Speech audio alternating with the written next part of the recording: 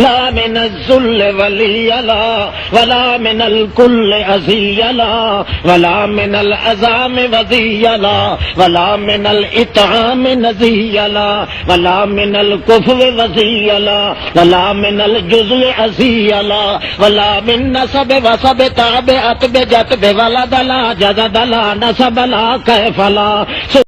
السلام علیکم ورحمۃ اللہ وبرکاتہ. مدنی قاعدہ سبق نمبر 9. ہمارے 2 موضوع مکمل ہو چکے تھے، جن میں دوسرا موضوع نشانات کا تھا، اور اس میں پہلے قسم کے نشانات ہم نے پڑھ لیے تھے.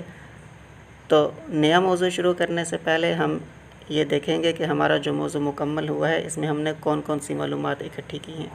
تو موضوع کا نام تھا حرکات، اور اس کی جو معلومات ہم نے اس سبق میں اکٹھی کی تھی: نمبر 1 حرکات کے اردو نام، نمبر 2 عربی نام، نمبر 3 حرکت کا صیغہ یعنی یہ کون سا صیغہ ہے، اس کے ساتھ حرکت والے حرف کا نام،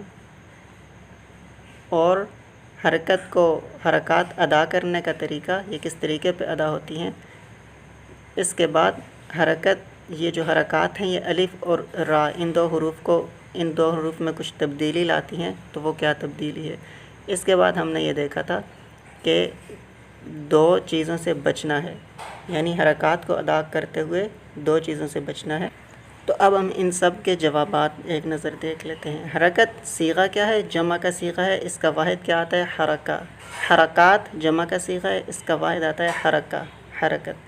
اردو نام زبر زیر پیش، عربک نیم فتحہ کسرہ ضمہ، اور ظاہر ہونے کی جگہ یعنی محل زبر اور پیش حرف کے اوپر فوق الحرف اور زیر حرف کے نیچے یعنی تحت الحرف. صحیح ہے. پھر حرکت والے حرف کا نام متحرک یا متحرکہ، دونوں طرح سے متحرک یا متحرک.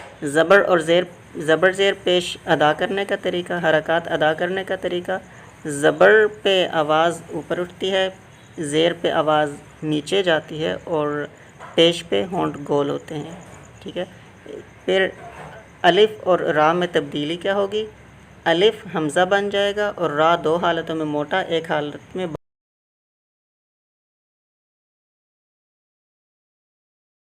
انسانا او حیوانا بالجذب بالنسب والوسب ينجذب الاسب فالجذب في البر والبحر والجذب النسب ثم نشهد ان لا اله الا الله وحده لا شريك له. اس کے بعد 2 چیزوں سے بچنا نہیں کرنا، یہ نشان لمبے نہیں ہوں گے، اور دوسرا کوئی جھٹکا، تیزی یا جلدی، یہ چیز